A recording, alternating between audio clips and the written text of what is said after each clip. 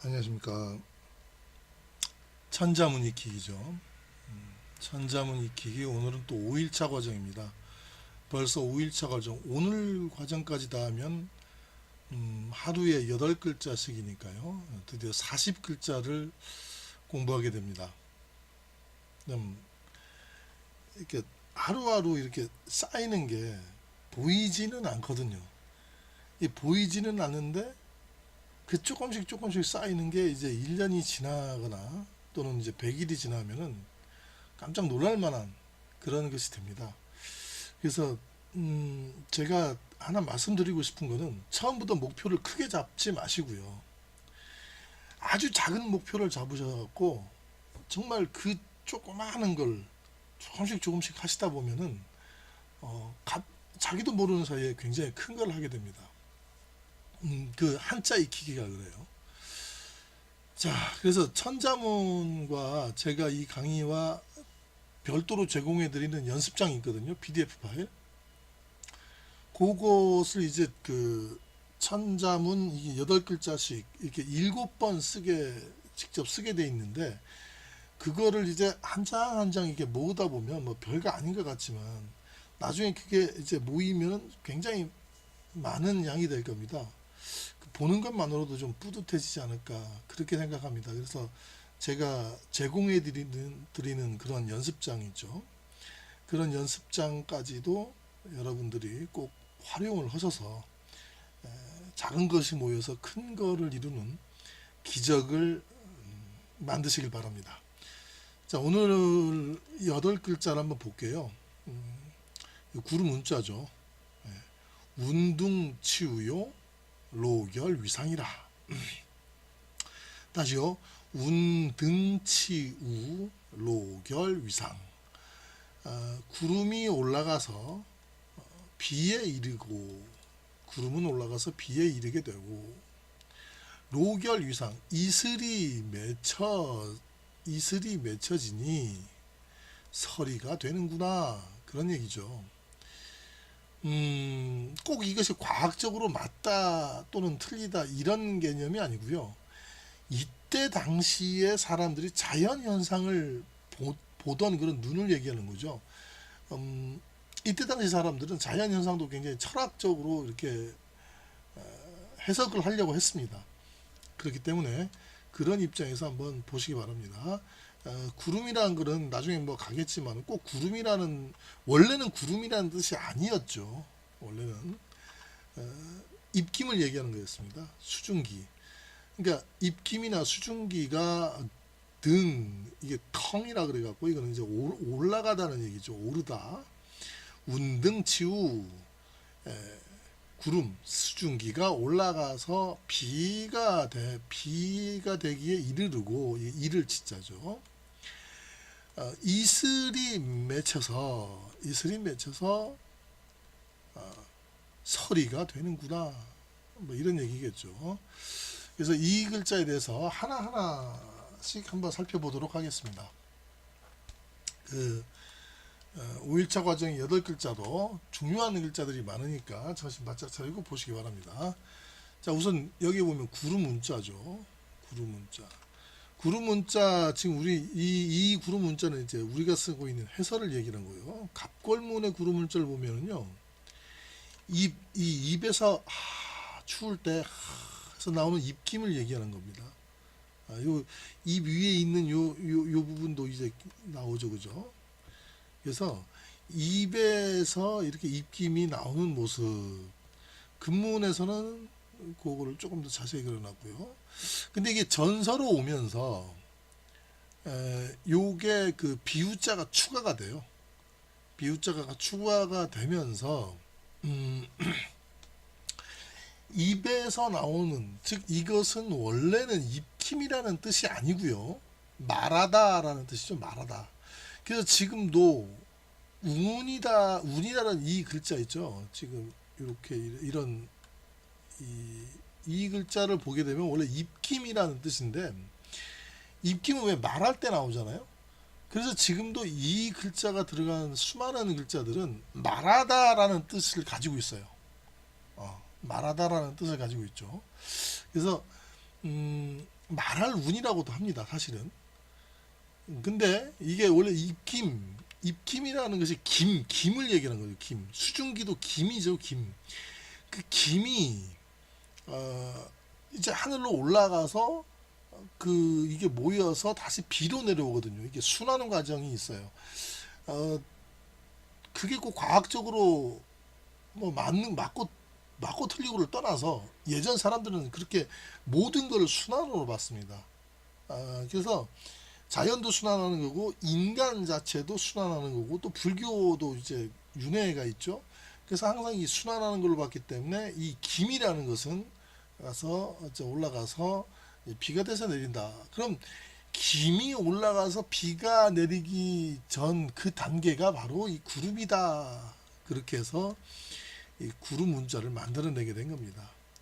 구름 문자는 비유자하고 말할 운자 요 두 개로 이루어졌다. 이 정도 알아두시기 바랍니다. 자, 다음 글자 넘어갈게요.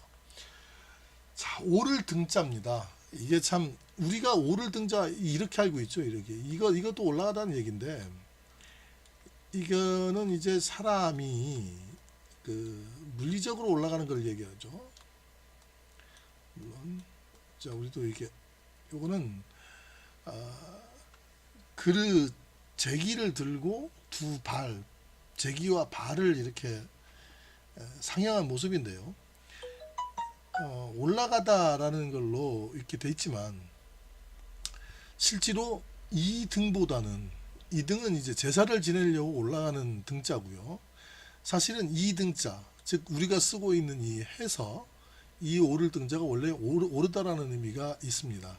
근데 이게 많이 이제 좀 변질됐죠. 그러니까 지금 이 소전체 글하고 지금 해석 글하고는 거의 다른 글자라고 볼 만큼 연관성이 없죠. 왜 그러냐면요. 이 왼쪽에도 배주자가 있어. 배주자.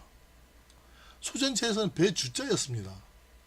근데 이게 해서로 오면서 참 이게 육달월로 갑자기 바뀌어버려요. 그래서 사실은 소전이나 이런 갑골문이라든가 이런 원리를 파악하지 않는 선생님들은 이거를 그냥 고기육이다. 사람이 몸뚱아리로 그냥 올라가는 거다. 뭐 이렇게 얘기하거든요. 이건 또 뭐 말권이다. 이렇게 몸을 마른 거다. 이렇게 해석을 해요. 그러나 이게 우리 소전체에 보면은요. 이게 그런 뜻이 아닙니다. 지금 이 그림도 지금 배까지는 잘 그려놨죠. 이게 신동윤 선생님이 이제 그린 건데요.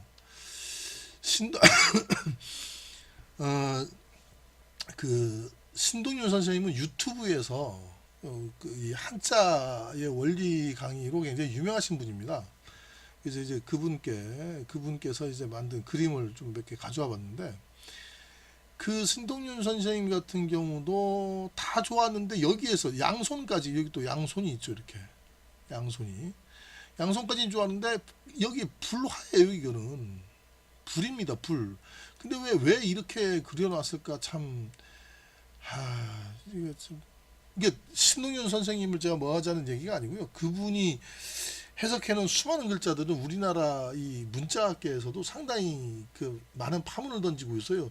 충격적으로 해석들을 많이 하시거든요. 그리고 진짜 깜짝깜짝 놀라는 것도 있고, 그런데 가끔 이렇게 보면은 좀 약간 제 생각하고 좀 다른 것들이 좀 있다는 거죠.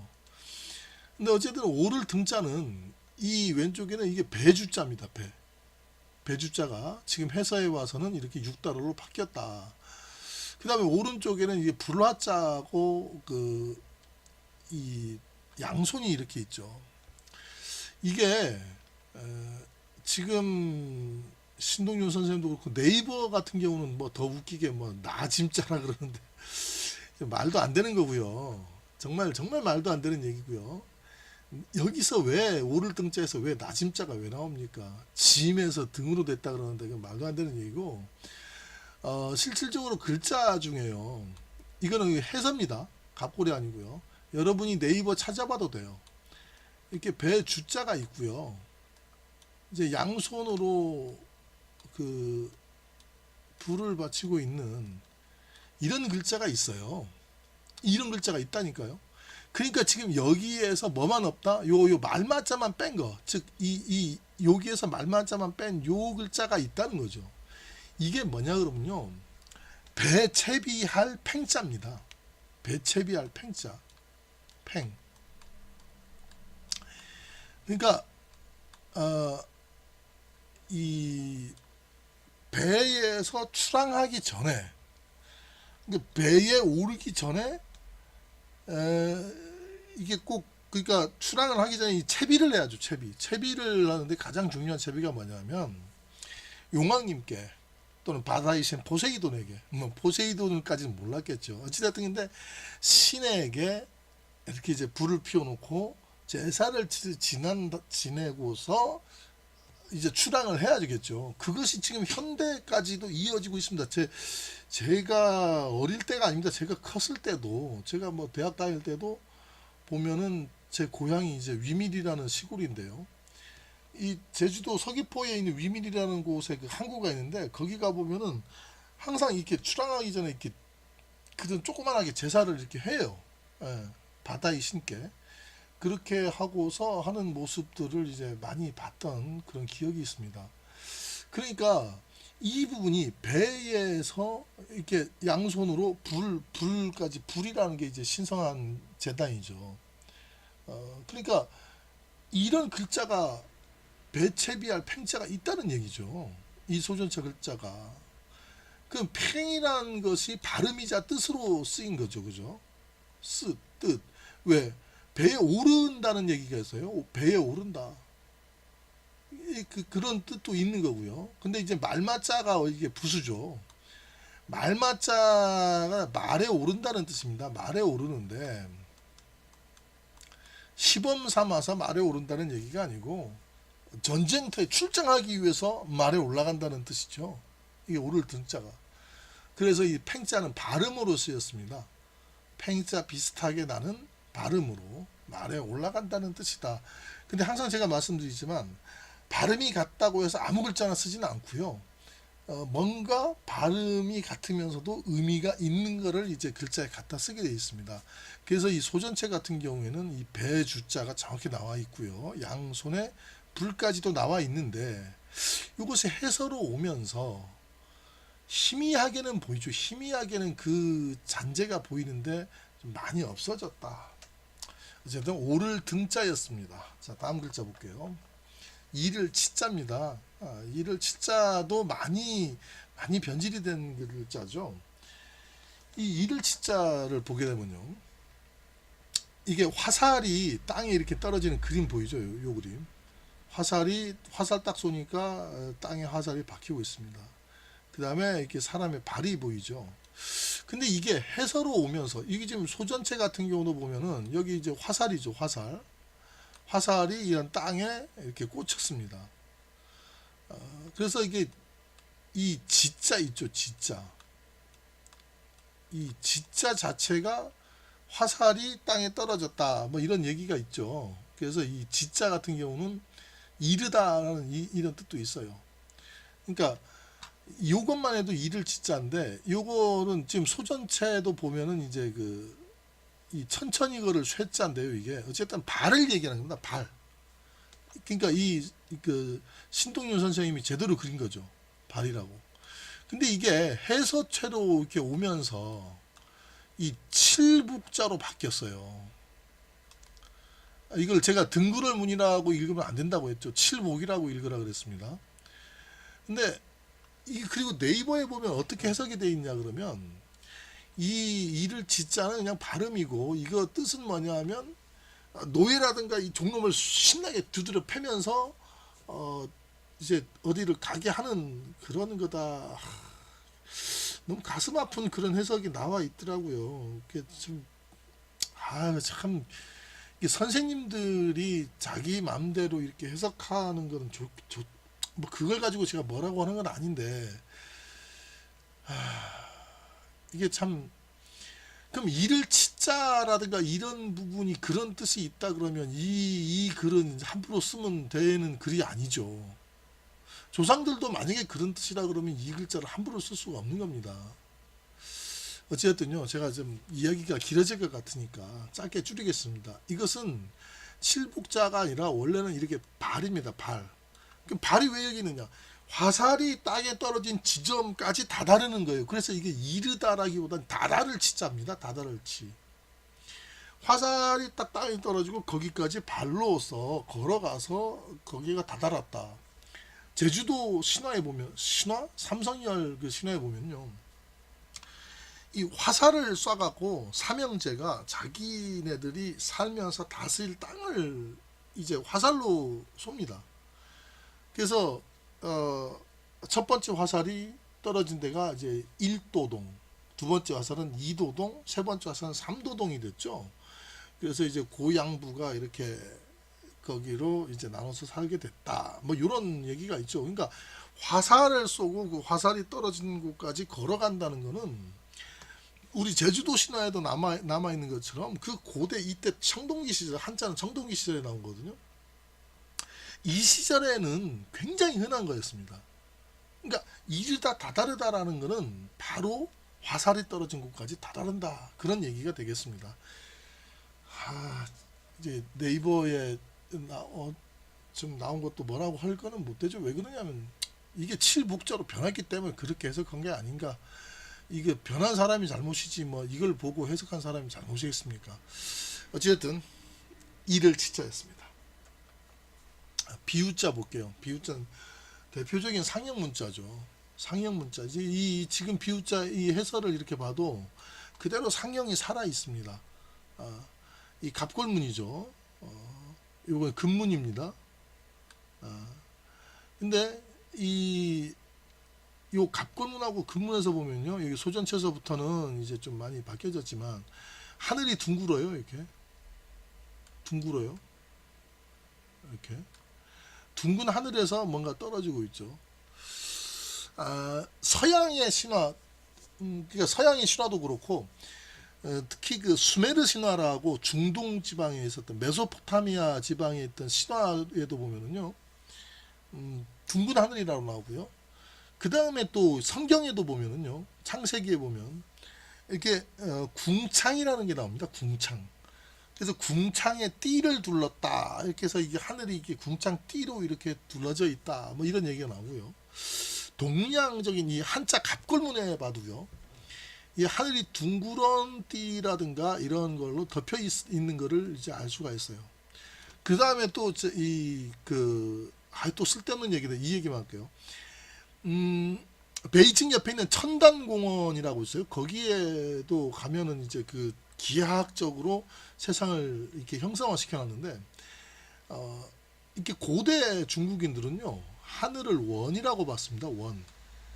그 다음에 땅을요, 방이라고 봤어요. 방. 원방이라고 합니다. 그러니까 하늘은 둥글고 땅은 각이다. 그래서 둥근 하늘과 각진 땅이다. 그래서 하늘은 원이고 땅은 방이다. 그 다음에 사람은 뭐냐? 사람은 각, 원방 각이다. 그래갖고 하늘은 원, 땅은 방, 사각형이 방이죠. 그 다음에 사람은 각이다. 그래서 원방각이라 그러고요.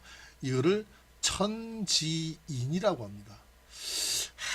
참 이렇게 얘기하면은 좀 긴데 비유자만 그대로 할게요. 그러니까 비유자는 이게 하늘이죠. 둥근 하늘에서 떨어지고 있는 물방울이 떨어지고 있는 부분을 얘기를 합니다.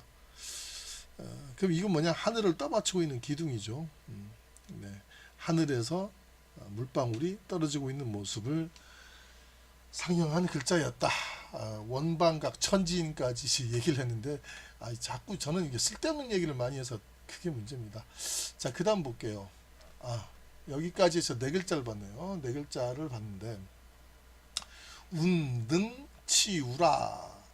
구름이 올라가서 이른다. 비에 이른다. 그런 얘기죠. 구름은 아니지만 그냥 제가 편하게 그냥 구름이다 이렇게 얘기를 한 겁니다. 이건 수증기라고 봐야겠죠. 자, 그러면 한번 읽어보겠습니다. 구름, 운, 오를 등 이를 치, 비우. 한 번만 더 읽습니다. 구름 운 오를 등 이를 치 비우. 자, 그 다음에 볼게요. 이슬로자입니다. 이슬로자 같은 경우에는 여러분 잘 보시면은요, 이 위에 뭐가 있냐면 이제 그 비우, 비가 있죠. 비우자. 그 다음 밑에는 요게 그 길로자입니다. 여기도 보면 그대로 그대로 살아 있죠. 그러니까 이게 이렇게 이게 소전체인데요. 소전체에서 해서로 가면서 바뀌지 않은 글자. 그러니까 해서가 많이 변질이 많이 되는데 그 중에서도 변질이 좀 덜 된 그런 글자가 바로 이슬로자가 되겠습니다. 그러면 이거를 해석하면 길로자는 이제 발음으로 된 거죠. 발음으로 되는데 로 발음으로 나는 글자인데 비하고 관련이 있는 거다. 비하고 관련이 있는 거다. 이런 뜻이 되겠습니다. 이게 풀어보면. 근데 이게 그 왜 이슬이냐 그러면은 이게 사실 아무 발음이나 쓰진 않거든요. 항상 말씀드리지만 뭔가 뜻을 어느 정도는 포함하고 있는 그런 발음을 쓴다. 길이라는 거는 요 왼쪽에 보면 요것도 발이라는 뜻입니다. 그 다음에 여기에 있는 요것도 발이라는 뜻이에요. 이건 입구를 얘기하는 겁니다. 출입구를 분주히 왔다 갔다 하는 거. 이게 이제 각각 각이죠. 제가 깍 할 때 각자입니다. 이게. 어쨌든 이 출입구를 갖다가 빈번히 발로 왔다 갔다 하는 모습이 이제 각이라는 뜻이고요. 그 다음에 이것도 이제 발이라는 뜻입니다. 발이라는 뜻인데, 그러면은 발로 계속 왔다 갔다 하는 곳이 바로 길이라는 거죠. 그래서 이게 길로자입니다. 그럼 길에서 흔히 볼 수 있는 빗방울들, 이런 뜻입니다. 길에서 흔히 볼 수 있는 빗방울들이 과연 무엇이냐? 그게 바로 이슬이다 이거죠. 이슬로자, 바로 그런 뜻이 되겠습니다. 시간 관계상 다음 글자로 넘어가겠습니다. 매질결자 볼게요. 매질결자 같은 경우에는 소전체를 이렇게, 여기 지금 참 그 신동윤 선생님이 참 이렇게 그림을 잘 그렸는데, 제가 한 일주일 정도 뒤에는 장비가 이제 오거든요. 그러면은 저도 좀 그림을 좀 못 그리는 그림이지만 조금씩 직접 제가 그려서 이제 제공을 좀 해드리려고 합니다. 글자 같은 경우는 제가 있어요. 폰트가. 그래서 글자는 있는데 그림을 제가 직접 다 그려야죠. 사실은 저작권에 위배되지 않죠. 신동윤 선생님이 이게 애쓰게 그리신 건데. 자, 아무튼 매질결자는요, 바로 이게 지금 제사할 때 쓰이는 위패죠. 그 위자는요, 이게 이제 위자인데 그 양사, 귀신을 세는 양사입니다. 그래서 귀신은, 우리 동물은 한 마리, 두 마리, 양말은 한 켤레, 두 켤레 이렇게 세죠. 귀신은 어떻게 세느냐? 한 마리, 두 마리? 그거 아니죠. 귀신 한 명, 두 명? 그것도 아니죠. 한 위, 두 위 이렇게 셉니다. 그래서 이런 그 귀신을 위해서 놓아둔 패를 위패라 그러죠. 위패. 예. 이게 참 글자만 설명을 해야 되는데 자꾸 좀 쓸데없는 얘기를 해서 정말 죄송합니다. 아무튼 이게 바로 그 위패라는 것이 바로 요 상서로울 길자입니다. 길자. 요거죠, 요거. 상서로울 길자. 위패, 지금 여기는 이제 이게 신 선생님은 요즘 위패만 나왔는데요. 밑에 보면은 여기 입구자가 있어요. 입구자가. 그러니까 위패는 주로 조상신을 얘기하거든요. 조상신한테 뭔가 이야기를 하고 있는 거죠. 이야기를 하고 있고, 또 조상신이 또 이야기를 내려주고 있고, 그런 것이 바로 상서롭다는 거죠. 그 상서롭다라는 상서로운 길자의 그 숨겨진 뜻은 그렇습니다. 이 신성한 부분이죠. 그래서 이 그 상서로울 길자 같은 경우에는 이제 제사를 지내서 고하고 또 위에서 고해주고 그런 것들이 좀 많이 상서로운 그런 내용들이다. 그렇잖아요. 이게 제사를 계속 이어져 나가기 위해서는 후손이 이제 있어야 될 것이고 후손이 있다 손 치더라도 제사를 계속 이어나가기 위해서는요 강해야 돼요. 다른 부족하고 싸워서 이겨야겠죠. 아무리 후손들이 많더라도 힘이 없는데 어떻게 이 제사를 지키겠습니까? 그래서 이 상서롭다라는 얘기는 일단은 번성하고 그 다음에 강해졌다는 얘기죠. 정말 수많은 나라들 고조선부터 시작해서 고구려부터 시작해서 뭐 백제, 뭐 신라 수많은 나라들이 굉장히 강성하기도 했지만 어떤 이런 것들이 다 없어졌죠, 그죠? 망했죠. 그런 부분들이 보면은 번성한다고 해서 그것이 이제 망하지 않는 건 아니다. 그러니까 상서롭다라는 거는 그 조상 신을 그러니까 저는 개인적으로 이런 뭐 그런 이런 부분이 아닌데요. 전 뭐 신자도 아니고 뭐 그렇다고 어디 종교가 있는 사람도 아니고 무교인데 근데 이제 예전 사람들이 그렇게 봤다는 거죠. 그래서 이 위패를 모시고 그 위패 앞에서 이렇게 고하고 예 고하고 고해 준다는 것이 상서로운 것이다. 그러면은 이 실 왼쪽에 보이는 이 실사자 있죠. 실사자. 요건 이제 씨를 얘기하는 겁니다. 제가 저번 시간에 저저번 시간 아니도 첫 번째 시간이죠. 첫 번째 시간에 실이란 것이 무엇이냐? 제사를 지낼 때 굉장히 성스러운 것이다 그러면서 이제 거물 현자를 설명했던 그런 기억이 있습니다.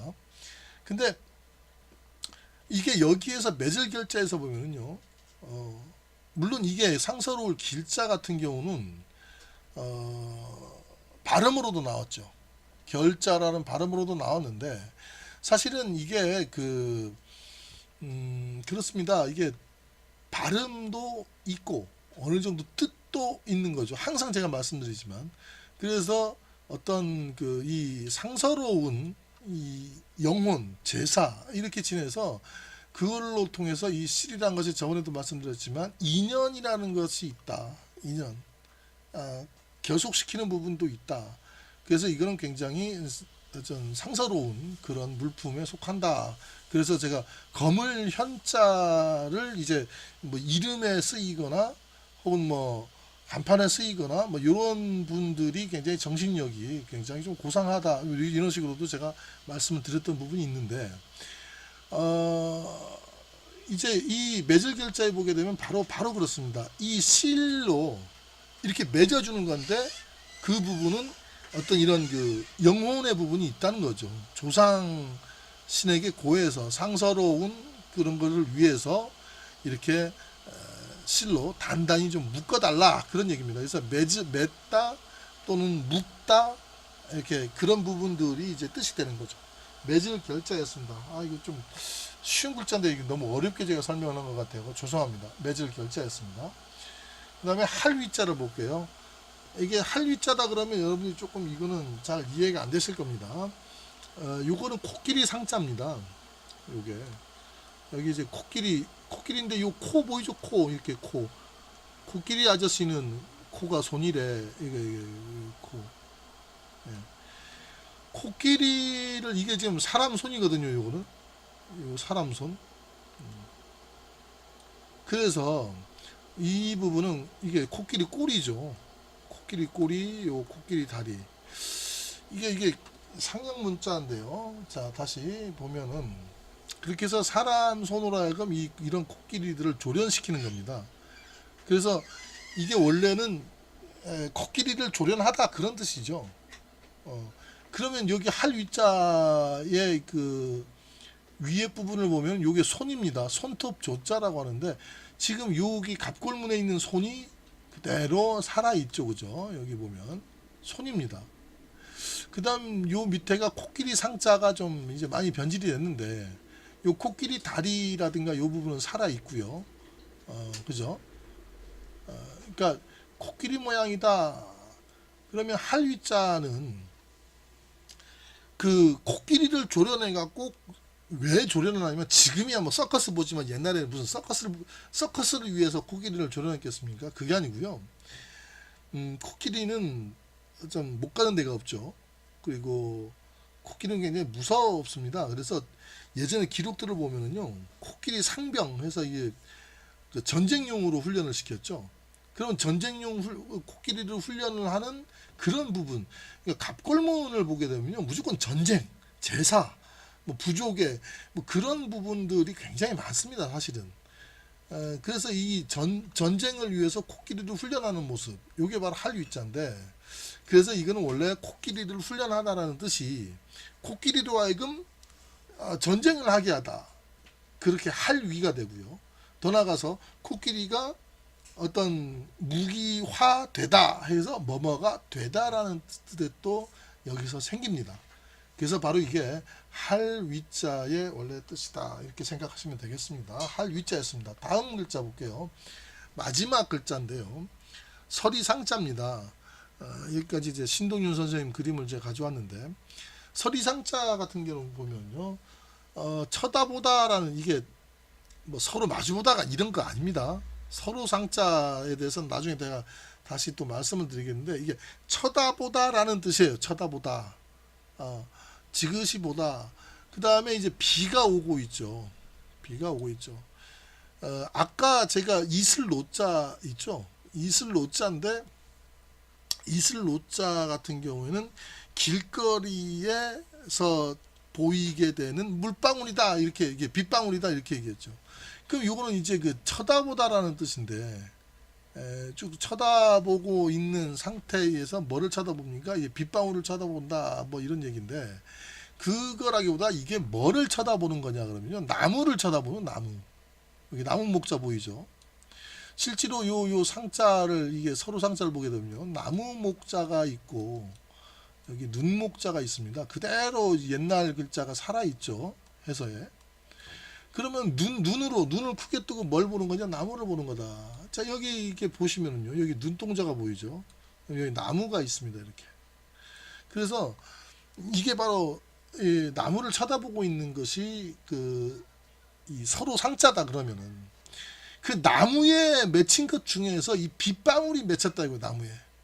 그게 바로 이게 설이라는 겁니다. 그러니까 이슬은 길거리에서 보이는 빗방울이고, 서리는 나무에서 보이는 밑방울이다 그러는데, 서리빨 같은 경우에는 뭐 유리창에도 많이 뭐 맺히고 하지만, 그 옛날을 생각해 보시죠. 옛날에는 이렇게 마당에 나무에 이게 서리가 확 끼겠죠. 그런 거를 보면서 이게 서리가 맺혔구나, 서리상자구나, 이렇게 생각을 했겠죠.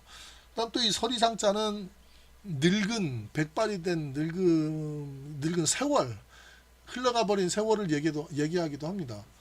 그때는 이게 전체를 다 보는 거죠, 이렇게.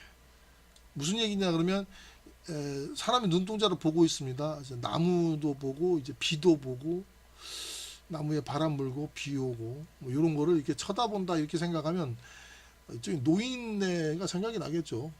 무념무상. 뭐 아무튼 그건 나중에 파생되는 글자고요. 우선적으로는 서리상자는 바로 그런 뜻을 갖고 있다, 이렇게 생각하시면 되겠습니다. 자, 그러면은 이제 네 글자 보면 이슬이 맺혀서 서리가 된다, 이런 얘기죠. 이슬로 맺을 결, 할위, 서리상. 할위는 될 위로 생각하십시오. 그러니까 이슬이 맺히고 그러니 서리가 되었다, 그런 얘기입니다. 자, 읽어볼게요. 이슬로 맺을 결, 할위, 서리상. 한 번 더 갑니다. 이슬로 맺을 결, 할위, 서리상. 자, 여기까지 해서 이제 5일차 강의를 이제 끝내게 되는데요. 여기까지 해서 지금까지 40글자가 이제 끝나게 됐습니다. 연습장을 제가 PDF로 항상 매 강의마다 제공해 드리고 있으니까요. 꼭 반드시 그 조그만한 것이 모이면 굉장히 기적이 일어납니다. 그러니까 그 연습장 한 장 한 장씩 쓰는 거 어렵지 않거든요. 근데 나중에 그게 천자되고 막 100장 넘어가고 하면은 그거 한번 하려고 그러면 너무 힘드니까, 강의를 이렇게 한 강의마다 끝나면은 그 연습장 한 페이지씩 이렇게 쓰는 그런 습관을 들이시면 여러분들이 한 100일 정도가 지나면은 깜짝 놀랄 기적이 일어날 거라고 제가 감히 약속드리겠습니다. 자, 강의 듣느라 고생 많으셨고요. 오늘은 여기까지 하겠습니다. 감사합니다.